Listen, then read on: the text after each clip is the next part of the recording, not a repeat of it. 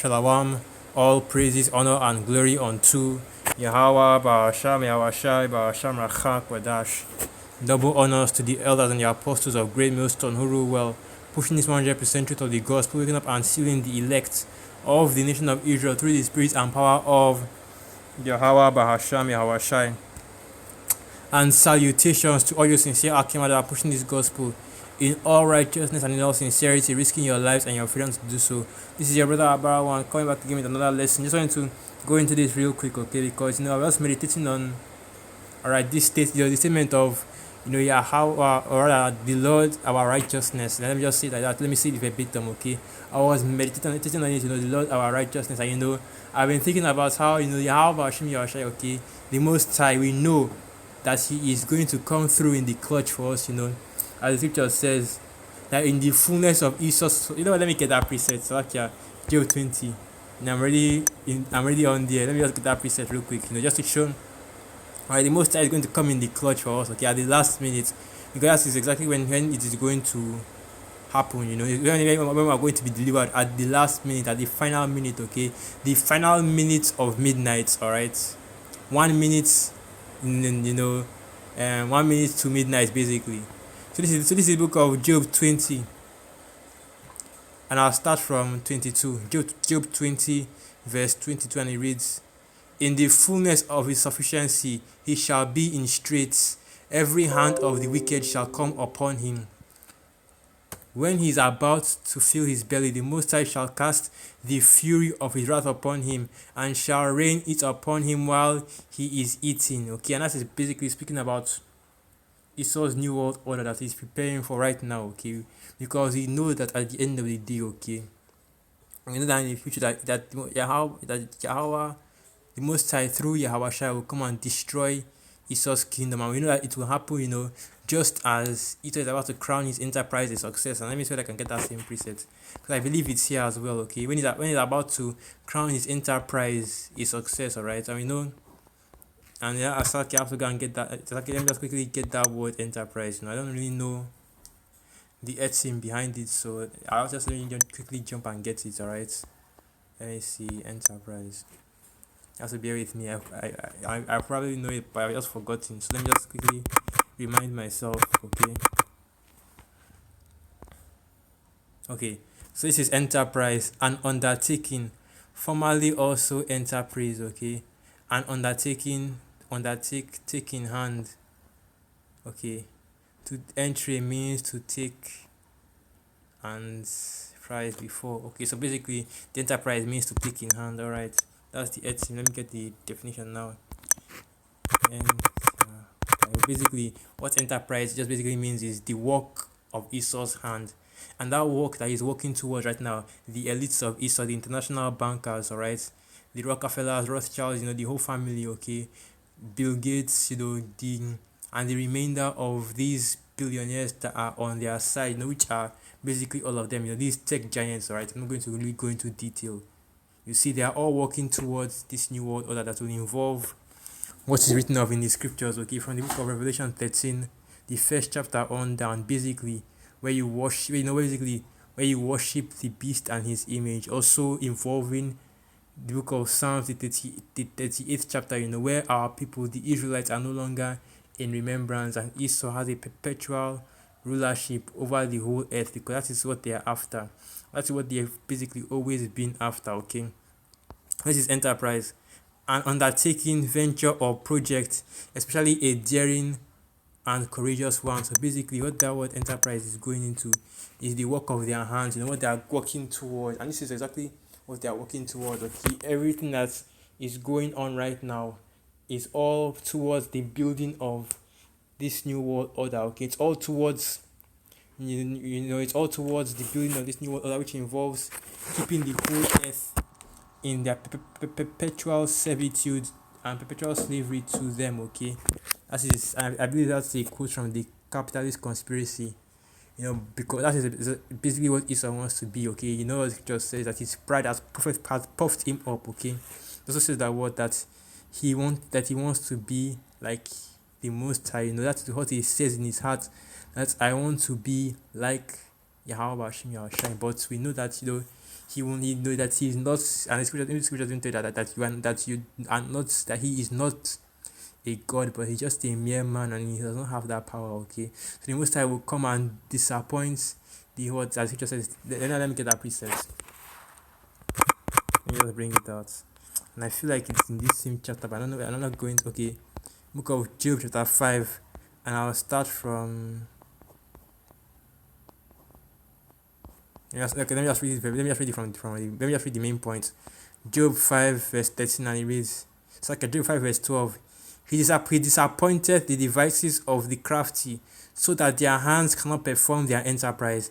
He taketh the wise in their own craftiness, and the counsel of the froward is carried headlong. Okay, so basically, what the Most High going to do is going to completely break down Esau's system. He's going to break down all his hopes and his dreams. All these, everything that he believed that he could do. Okay, so going back into topic. Okay, basically I was meditating on it. Okay, I was meditating on the Most High, coming in the clutch for our people, like he always has done. Okay, you can read about all the moments in the scriptures that speak about the Most High defending and protecting us, being our power, because that is exactly what he is. Okay, the YAHAWAH, the God, saying verbatim, the Most High is the God of Israel. Okay, the God of the Israelites, and all the precepts I'm going to bring out will put that without a doubt, because when you go into them, you read it, says it's speaking about only Israel and Judah. And these Christians, man, this is how right now, plantation Christianity, they don't know what they are worshiping. Okay,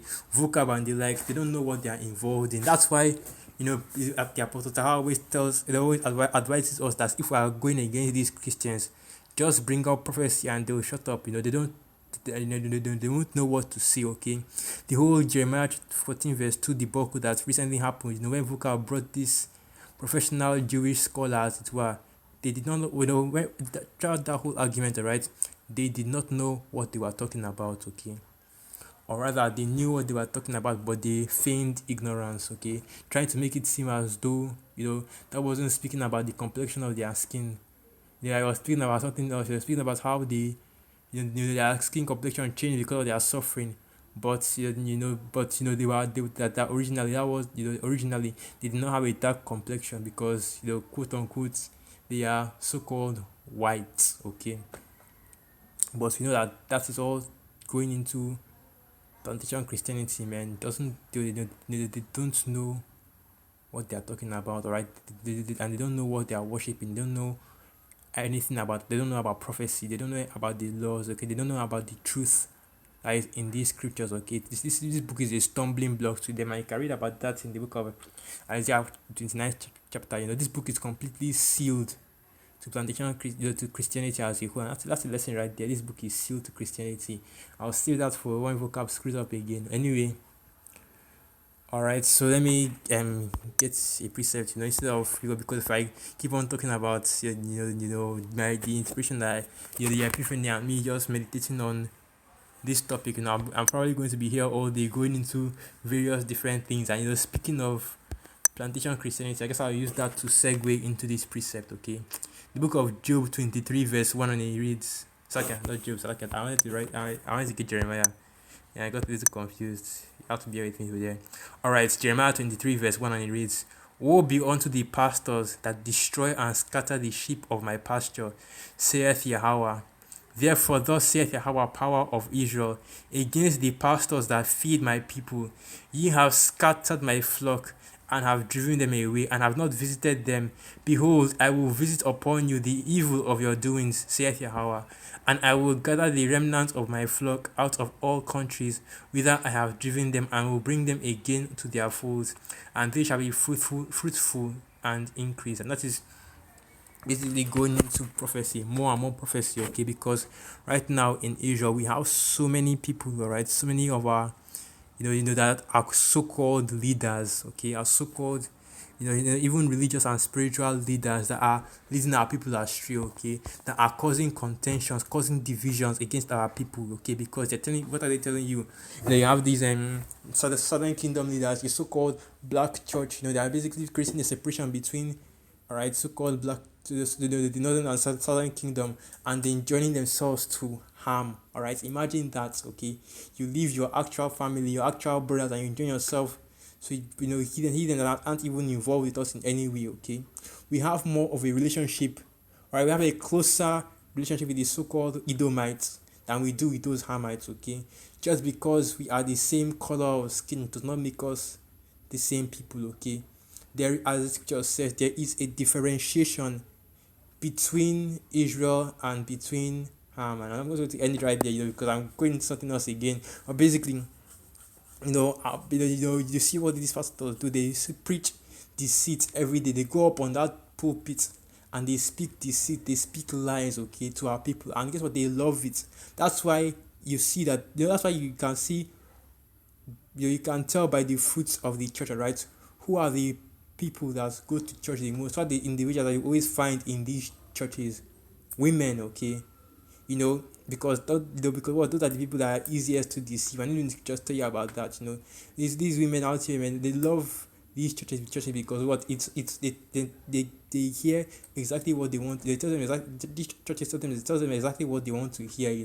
It's basically what, all prosperity doctrine every single day, day by day, is prosperity doctrine, especially here in Nigeria, man. It's fucking, as like for the language, but it's ridiculous, okay? Because you just go to church every day and they tell you the same thing. That yoke that is binding your business, that yoke that is binding your life, that promotion that you're not yet gotten, this and that and this, every single time, it's all just praying for your life to change, and it never does, okay? Because what our people still till this day refuse to understand, and what we have been trying to pound into you Israelites' heads, okay, is that you are under the curses, alright? There is nothing that's going to be, there's no promotion, there's no business that's going to get better. The yoke that is holding you down was brought on to you by YAHAWAH because of your wickedness, okay? Here Jake wants to enjoy prosperity, enjoy the benefits of being righteous, but refuse to be righteous. And I think, I don't know what kind of backward ass thinking that is, okay? You want to continue to be wicked, but you want to be wicked and still and think that you can reap the benefits of being righteous. What kind of backward ass mentality is that? Okay, it's just showing you just how stupid our people are, man, because they constantly go to these churches and they constantly hear the same thing being preached to them every single day, and nothing has changed. They don't even get the questions that they have about the Most High and His Son. For those jigs that are actually curious about what they are worshiping, trying to inquire, they don't get their questions answered because the church never answers questions. If you actually listen to the detail, they never give a straight answer. What do they always do? We beat around the bush. You beat around the bush. You talk about they always talk about the same things, grace, the grace of the grace of the grace of their God, their God, this and that. They never change the doctrine, okay? And this is what our people have been dealing with for decades now, okay? But finally read, and let me read them down. YAHAWAH through the Spirit, okay? We go and talk about Jeremiah 23 verse 3, where he says, and this is Jeremiah 23 verse 3, and I will gather the remnants of my flock out of all countries whither I have driven them, and will bring them again to their folds, and they shall be fruitful and increase. When we talk about that, okay, we're not talking about now all of our people, all the Israelites, the Negroes, Latinos, Native Americans, you all are going to gather yourselves together, and you are going to start living together as Israelites in a plot of land, that the Most High is going to make use or give you. That's not what he's talking about, okay? We are being gathered through the Spirit, because what do you have? We're all calling on the name of Yahweh Ba'ashim Yahweh, or we're all calling on the true name of the Most High and His Son. That is a gathering right there, okay? When men, when men fellowship, when we fellowship together over the internet using this name, when we teach and use these lessons, and teach these lessons using this name, that's a gathering right there, okay? We are being gathered spiritually right now, in the spirit, we're all being gathered, meaning that we're all coming together of one accord, of one mind, of one doctrine, of one understanding. Because you ask a brother in Babylon what is his thoughts on any topic, okay, and you ask a brother in London, or even me, or the brother, or brother Yashaya from Tanzania, all right, or the brother from Australia, all right, you ask them what is their thoughts on any topic, and we will all say the same thing, because even the scriptures tell you that you all speak the same thing. And this is something that plantation Christianity does not have. And that's why it talks about these pastors scattering our flock, because now they are giving them different doctrines, because now there's a doctrine to fit any Israelites lust. Okay, there's a doctrine to fit any form of wickedness that they want. Rastafarianism, Christianity, Islam, the Kemet and the Kemet. All right, the 41 Nas, I've forgotten their title, but basically, the black consciousness movement. There are different doctrines to fit our people, and they've all gone into these different doctrines, and they've basically been scattered. And only through coming to this truth, all right, only through getting this understanding of who you are as a people, that is the only way we can be joined together as brethren. Okay, because that is exactly what this is. It's a brotherhood right now. The band of brothers, all right, because this is the only way that we can come together. This is why let me just keep on reading, so like, because I just want to speak a little bit on that. Okay, so this is the book of Jeremiah 23 verse 4, and it reads, "And I will set up shepherds over them which shall feed them, and they shall fear no more nor be dismayed, neither shall they be lacking, saith YAHAWAH. Behold, the day is come, saith YAHAWAH, that I will raise unto David a righteous branch, and a king shall reign and prosper, and shall execute judgment and justice in the earth. In his days Judah shall be saved, and Israel shall dwell safely.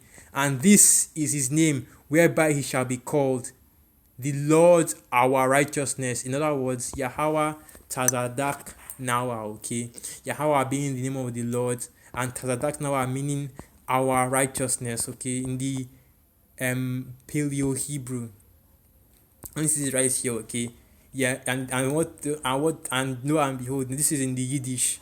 Let me just play it so I can hear what it sounds like. Strong's H 3072. Yehovah Tzidkena. Yehovah Tzidkena. That's basically what it sounds like. Yehovah Sidkina. And we already know what it is in the Hebrew. Okay, when you speak about Hebrew letters, there's no E, no V, no O, no E. As I already said that one before. Okay, and no U. Okay, the only vowel sounds we have are A and I. All right, the R and the I. The iron, basically the I. Okay. Another word, okay, the Lord our righteousness is YAHAWAH tazadaknawa in the Paleo Hebrew. Okay, so now that's basically what I wanted to, that's basically what I wanted to read on that, because now what you have, because a lot of people will say that, because when you tell people about this truth, they talk about how, oh, Christianity has been established for over 2,000 years, this and that and that and this. But then what about it? Okay, because if you understand prophecy, you will know that the truth, the real truth, was supposed to be the last thing that will come upon the earth before the end will come. Okay, and the real truth, okay, men coming out into the highways and byways bringing out the real truth, the real gospel of the Most High was the last thing that will come upon the earth, before all the prophecies will start to be fulfilled. That the truth was going to be the last thing that would come out. And that's why I read this precept all the way down to verse 6, because it says that what, first and foremost, it was speaking against the false pastors and the false prophets. And talking about what, raising up new prophets to our people. Okay, raising up new men to our people. And even the scriptures tell you about that if you actually understand prophecy. And let me get another precept to prove that in the New Testament, because in the book of John, it talks about how YAHAWAH turned water into wine. Let me get that. Let me see if I can get that real quick. Alright, and that's actually a parable. Let me get it. Here it is. And you should already be familiar with this precept. Okay, so I'm just going to read it. I'm just going to read it from not from the top, but get to the point. So John 2 verse 9, and it reads, "When the ruler of the feast had tasted the water that was made wine, and knew not whence it was, but the servants which drew the water knew, the governor of the feast called the bridegroom, and saith unto him, Every man at the beginning doth set forth good wine, and when men have drunk, then that which is worse. But thou hast kept the good wine until now." And you know the saying, saving the best for last. So this truth was saved for the last doctrine that would come out. Okay, because all the other doctrines had already come out, plantation Christianity, Catholicism, baptism, and all that, even black unconscious, nation of Islam, and all that. But the truth, okay, about the Hebrew Israelites, the truth about who you really were, was the last thing to come out. And this is a parable about that, okay? Because what are you hearing now? You're hearing that okay, normally you bring out the good wine first. I know what the scriptures talk about wine. When we talk about wine, it's actually a parable, for doctrine, for philosophies, okay? So you bring out the good doctrines, the good philosophy first. And when everybody has, basically, basically the good philosophy and you come out first, and then from after that, when everybody has heard about it, okay, when everybody, that's basically what it means when men have drunk and had their fill. When everybody has heard about that doctrine, and any doctrine has gone throughout the whole earth, okay, then the false doctrine starts to pop up, from basically as abstractions of that good doctrine.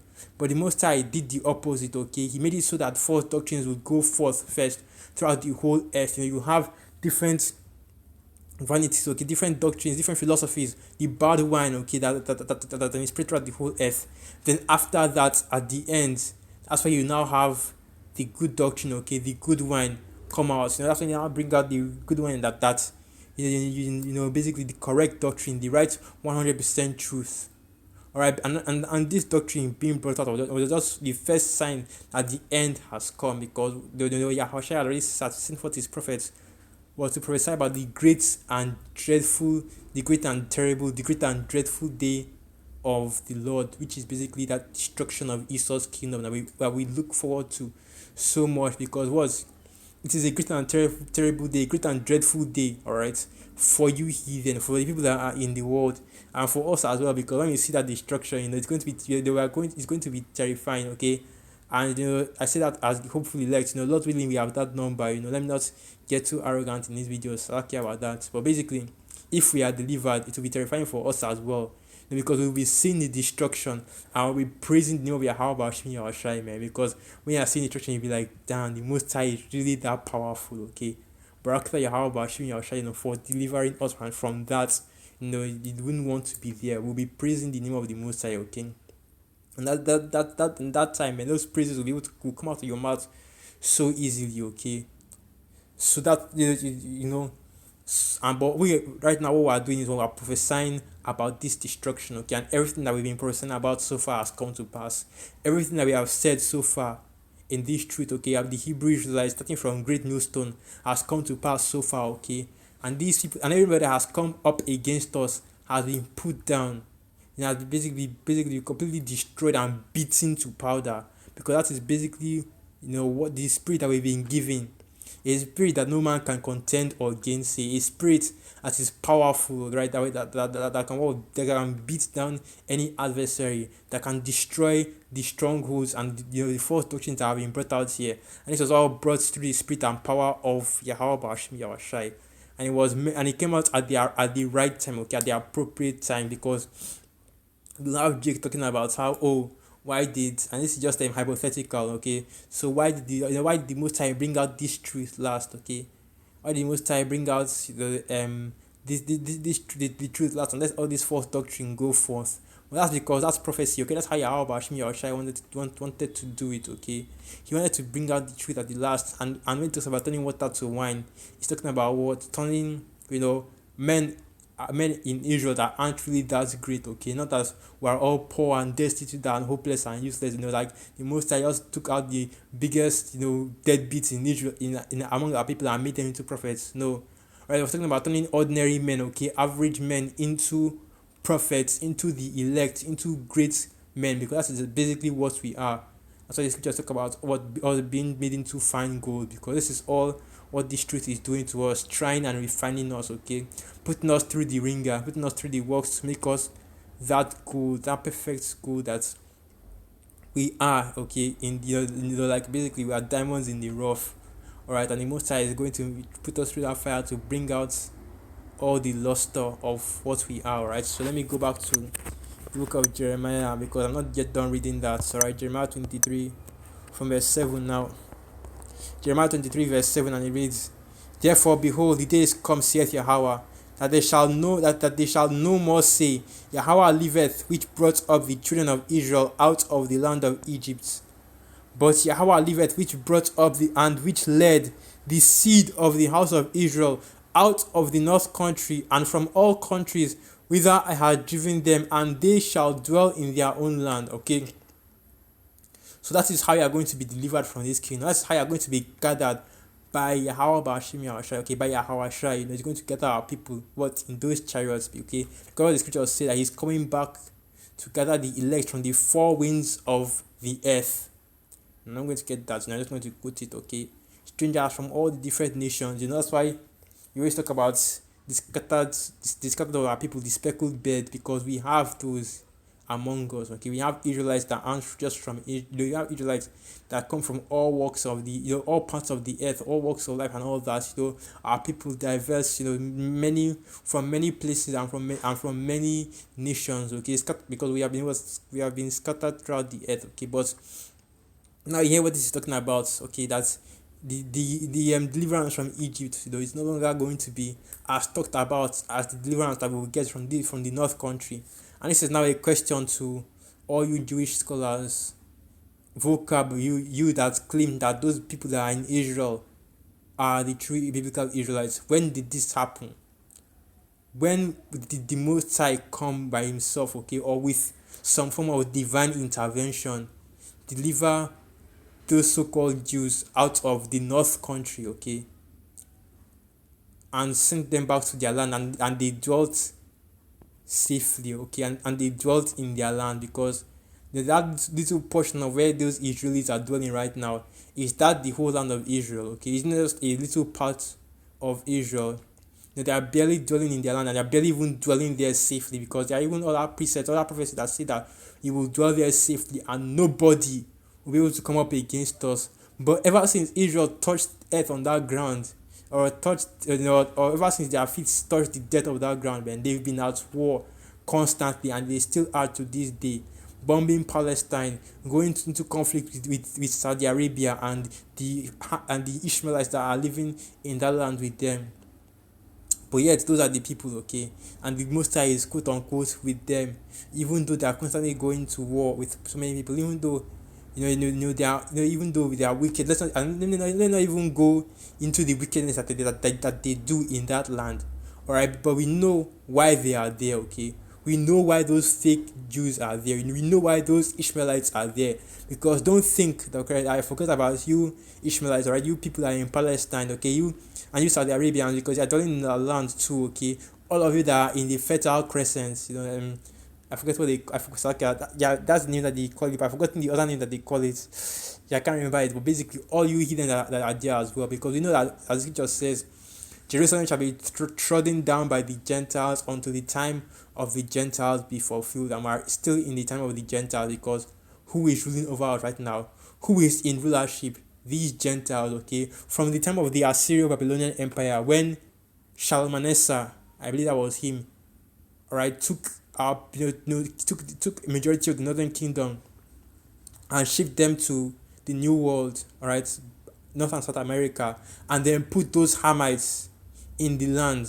Since that time up till now, okay, the time of the Gentiles, our land Israel had been trodden down by the Gentiles. We were living, even though we were, we had Judea, we were still that, the rest of the land was still inhabited by these Gentiles, okay, until the time of the Gentiles be fulfilled. And we are still in that time right now, because you still have Gentiles ruling, okay. So now you're seeing where prophecy is, so now you're seeing, so now you're getting, so now you should be getting more of an understanding, okay, of where, of how the prophecies in the scriptures work, and how they are still, they hold up to date, and they are showing you what is going on the earth right now, because it is only through prophecy and through the scriptures that we know who, which, who, what, where, and why, right, about what is going on the whole earth right now. Because if you don't have this word, how will you understand what is going on? How will you understand the current calamity that is on the earth right now? How will you understand? How will you know why these things are happening? You will be living in utter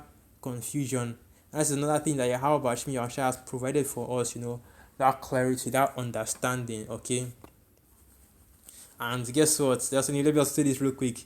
YAHAWAH liveth, okay? And these people out here, because when that deliverance happens, there will be no doubt again, because you have these atheists, man, and I fucking hate atheists, and I fucking hate these people, man. You have to be everything, man, but I fucking hate you atheists, man. Denying, it's one thing to worship the Most High falsely, which of course is wicked in itself. but denying the very existence of our power, man. Oh hell no, man.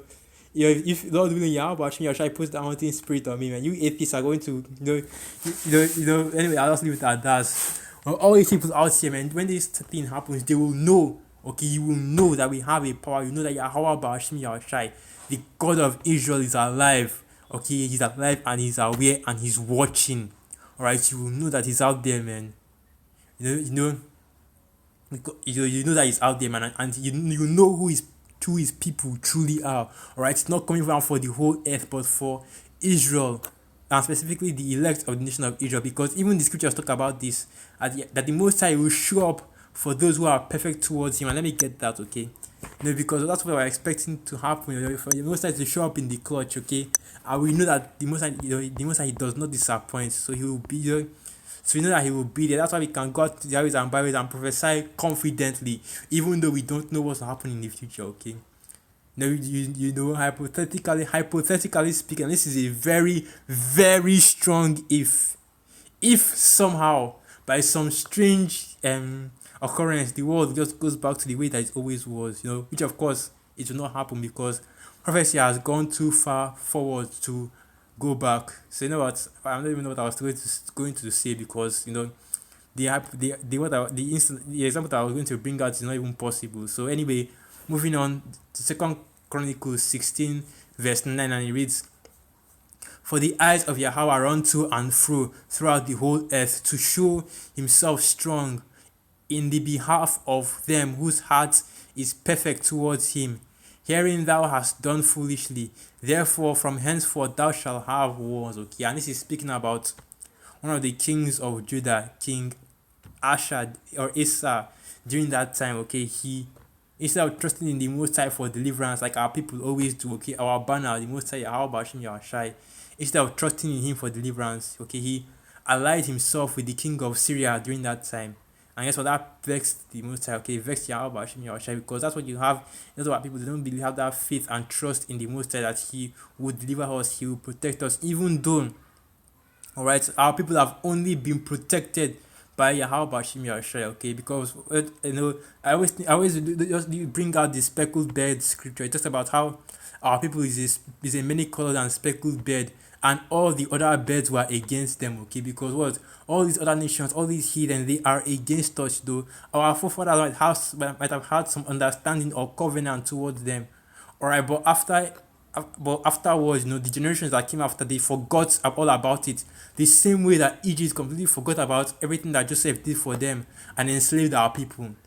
Ultimately, another generation will come out that forgot about all that covenant and will come against our people and move toward destroy them. Okay, and the Most High has been the one that has been defending us throughout all that. Okay, because you go and read the scriptures, read the books from the book of Judges, even all the way up to this book of Chronicles, and you see it. Okay, whenever we had a battle, it wasn't us that fought the battle. Okay, it was the Most High. He cleared out like what 90% of the enemy's army, and then the rest that were running around scared. The Most High just sent our people to go after them and to chase them. Okay, whenever we had a battle. Okay, whenever we had anything, as I was saying, whenever we had a battle, okay, the Most High would go, forward, will go before us, okay, he will go in front of us, send a few death angels to take care of they will clear out the battlefield before we came there, and we would reap the victory from that, okay. Our people, we rarely actually fought physical battles against the heathen and against our enemies because the Most High would always take care of everything, through His power, okay, through by delivering us, whether it's by choosing a judge or a deliverer for our people, or by sending an angel to clear out the battlefield. That's how it's always been, and even now in this modern, in this current times, because think if you are thinking about the camp, okay, metaphorically as a battlefield, we know that Yahweh the Most High is already going in front of us, okay, already there, and in whatever camp location that we use, and He's there before us, taking care of, fighting battles, spiritually and physically, okay, making sure that no harm comes to us, and we can push this word, comfortably, okay, push this word, all right, do our work, and then do our work, and then go back home once again safely, okay, because that's exactly what the Most High does for us. a shield and a protection. Okay, he's been, showing himself strong, defending us, always coming in the clutch, always coming, at the right time. Okay, and all our people that don't that. That as the scripture says, that you don't rely on the God that brought you up out of Egypt. We have gone astray after other gods, after other things, relying on the shadow of Egypt, relying on Esau for your deliverance. Okay, and I'm not going to beat a dead horse, but basically you're all going to be put to death. All right, for because what does the scripture say? That the Most High will never share His glory with anybody. Okay, He will never share His glory with anybody, and He wants all. He wants all the recognition. Okay, He wants all the praises. He wants everything. Not some of our people going to Egypt, going down to Esau for their deliverance, talking about especially during this election season, that Joe and Kamala were some kind of saviors. You have only one savior. Okay, YAHAWAH through His Son YAHAWAH. That's the only savior that you have, and you are a chosen people. Okay, the Israelites, as the scripture says, the laws, the covenants, and everything have been given unto us. We are the chosen people. Okay, and that's why that's why the Most High is dealing with us at the high level that He is. Okay, that's why all these miracles, all these testimonies that you are seeing, everything I just mentioned right now. Okay, the Most High is only that is only involved, or rather that is only for the Israelites. And let me get that precept. Okay, Book of Isaiah 45. I'm sure you know what I want to get. Isaiah 45 from the 4th verse. Isaiah 45 verse 4, and it reads, "For Jacob my servant's sake, and Israel mine elect, I have even called thee by thy name. I have surnamed thee, though thou hast not known me." Another precept showing you, okay, that the Most High is only dealing with the Israelites, and we already know that this is 100% true. Okay, there's no cause for debate or anything like that. But these Christians, man, these Christians and these people out here, these scoffers, they just want to keep on coming against this, trying to find or twist scripture to come against this. But you can't. Okay, because it's something that's already established heavily. Okay, you can bring out multiple precepts about how the Most High confessed that He's only dealing with Israel. That's the only people that you will ever deal with. Okay, and even up to the New Testament, because what they like to say is that, oh, it was the Old Testament, that was the time of the Old Testament. The New Testament now speaks about different things, but it doesn't though.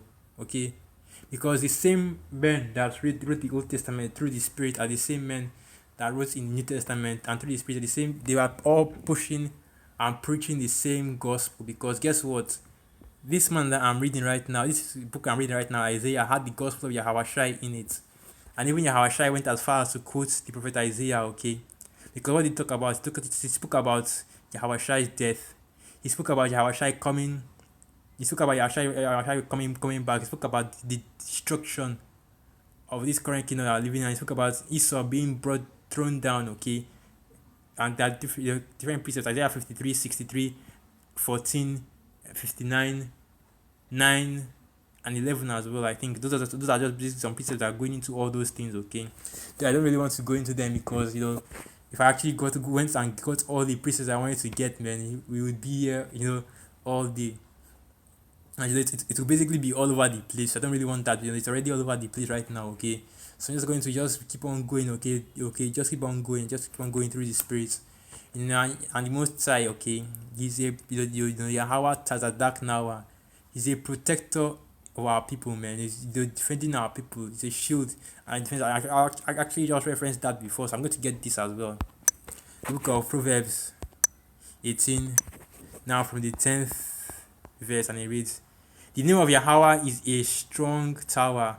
The righteous runneth into it and is safe." Okay, so the Most High, basically that's all you need. Okay, just to know the name. Just that's how powerful just knowing the name is.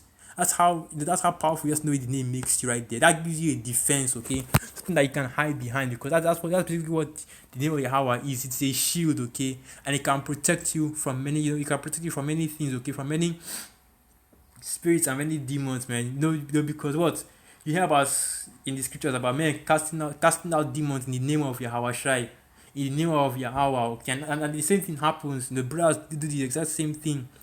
In this truth, man. Okay, so many brothers so many brothers have used the name of YAHAWAH to cast out demons, to break down strongholds. Okay, because that's how men get converted in this truth. Okay, when they hear the Spirit speaking through these brothers, man, all the demons that kept you in the world, all the strongholds and the beliefs that had changed your mind down to wickedness, it gets thrown away, and you're looking for, and you start to seek righteousness, you start to seek perfection, you start to seek to be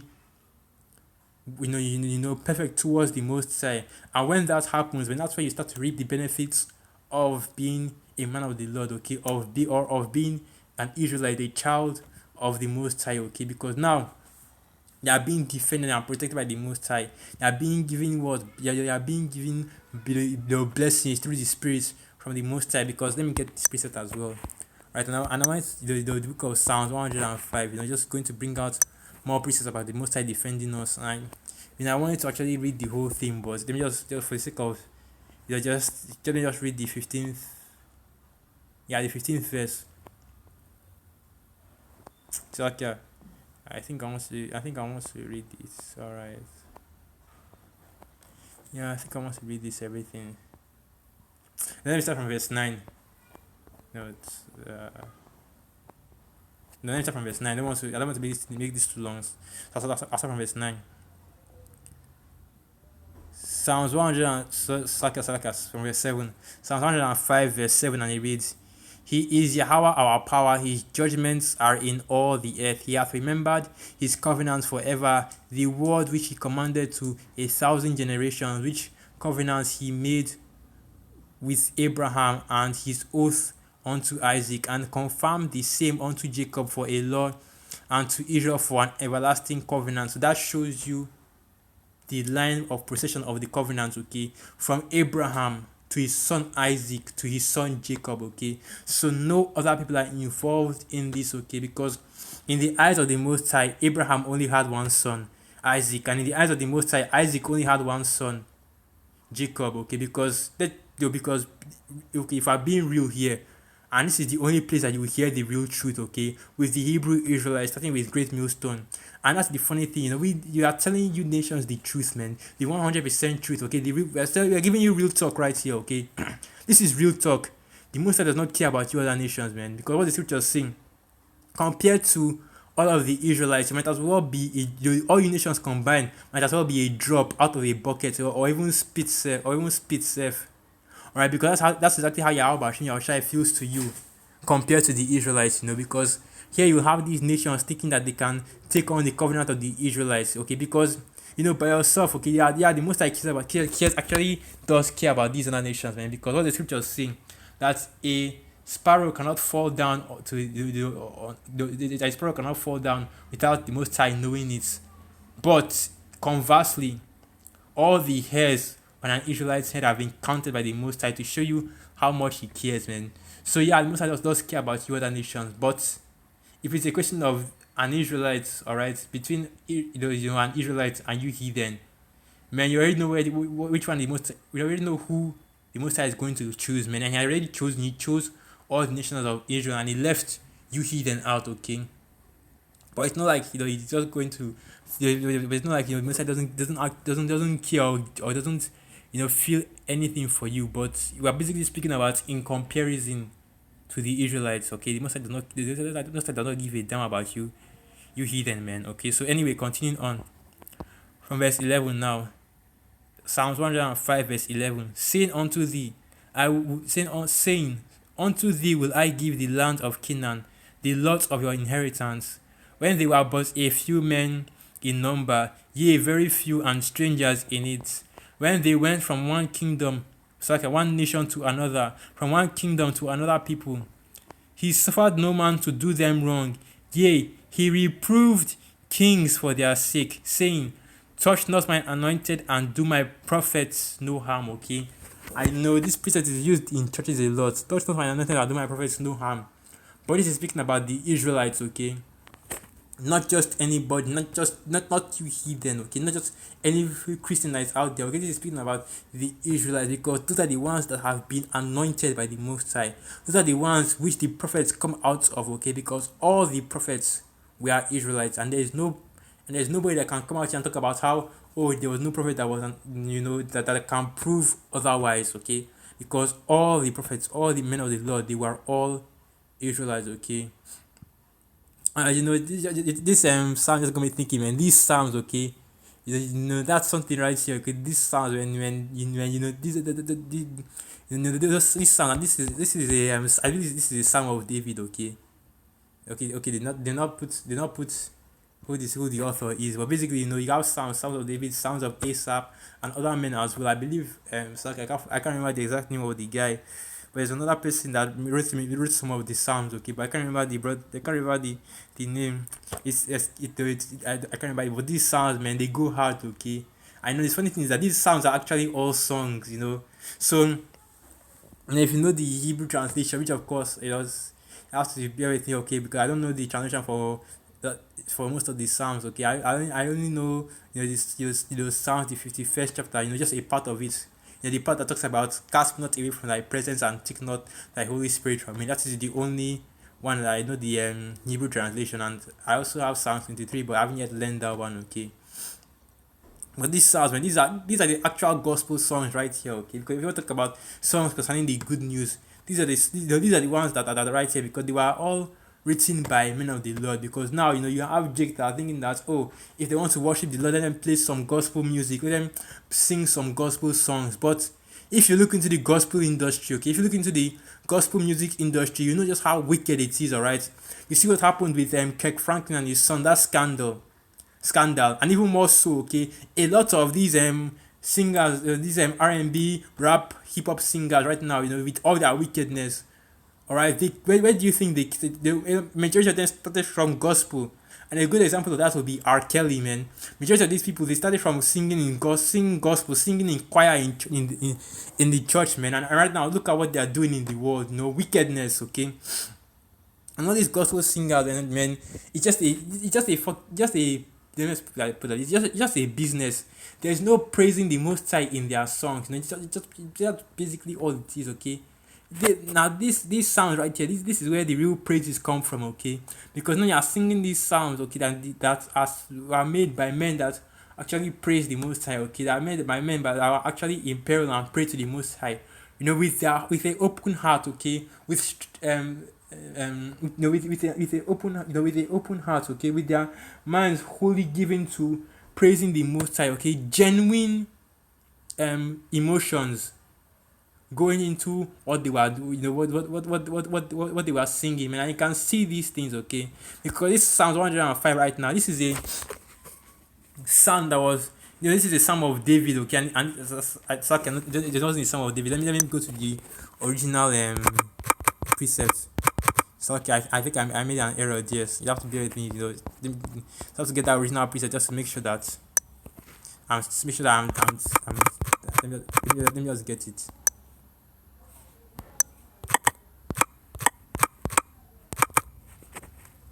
Okay, here it is. First Corinthians 16, and I'll go to the top. Okay, yeah, it was David. Okay, yeah, it was David. It was David.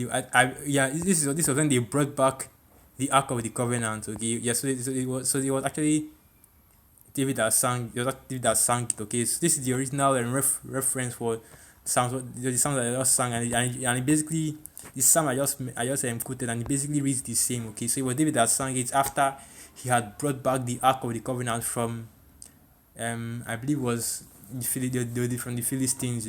When our people took it after Samuel warned them and told them that taking the ark would not would not stop the house opening that they would get from the Philistines. Okay, but they still took it anyway. That's going into another story. So let me just go back to the main topic, and that's but basically, if you read these psalms, man, you see that you read these psalms, these songs are just beautiful, man. That is the real song that people are supposed to be singing.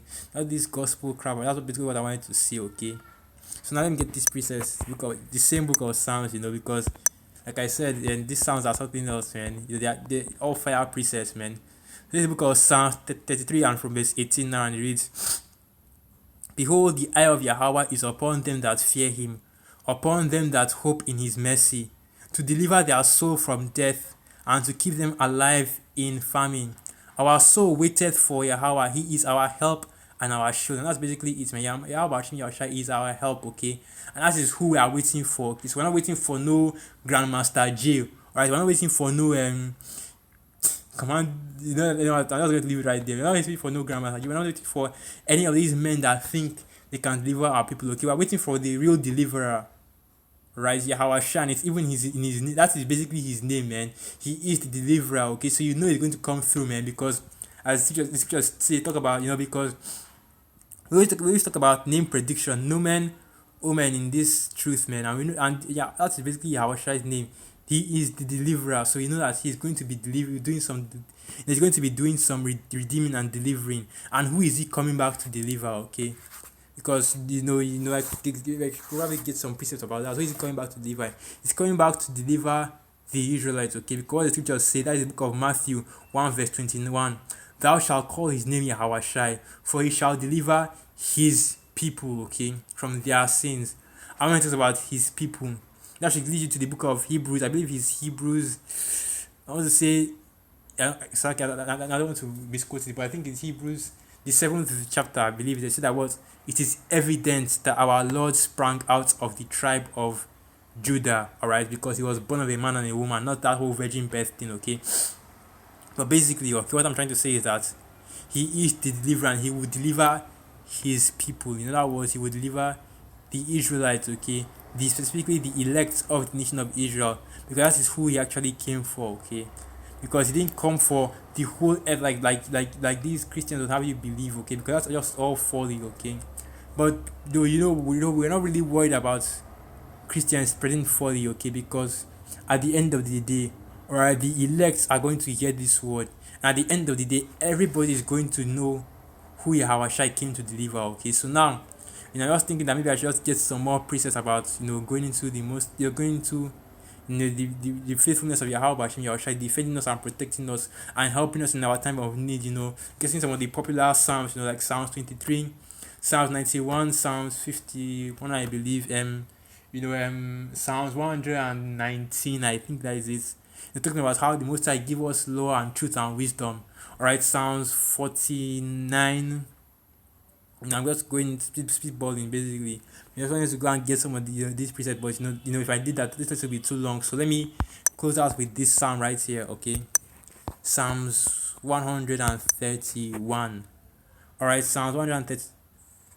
Second, this is the thing that I was looking for. This is the thing that I was looking for. And I think it was Psalms 121. So okay.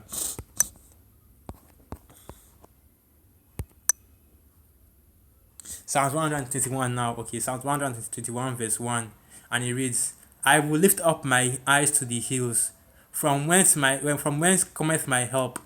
My help cometh from YAHAWAH, which made heaven and earth. He will not suffer thy foot to be moved. He that keepeth thee will not slumber. Alright, okay, I mentioned Psalm 91, okay, because this is basically going into who our help is. Psalm 23 tells you that what? YAHAWAH is our shepherd, okay? So the Most High was our defense, our help, okay? So continuing on now. From verse 3. He will not suffer thy foot to be moved. He that keepeth thee will not slumber. Behold, he that keepeth Israel, not he that keepeth the world, not he that keepeth oikomene, okay? Not he that keepeth the nations, alright? He that keepeth Israel shall not slumber nor sleep. YAHAWAH is thy keeper. YAHAWAH is thy shade upon thy right hand. The sun shall not smite thee by day, nor the moon by night. YAHAWAH shall preserve thee from all evil. He shall preserve thy soul. YAHAWAH shall preserve thy going out and thy coming in, from this time forth and even forevermore, okay? That's basically the power that we're dealing with. YAHAWAH tazadaknawa, okay? Defending and protecting us, but only if, okay?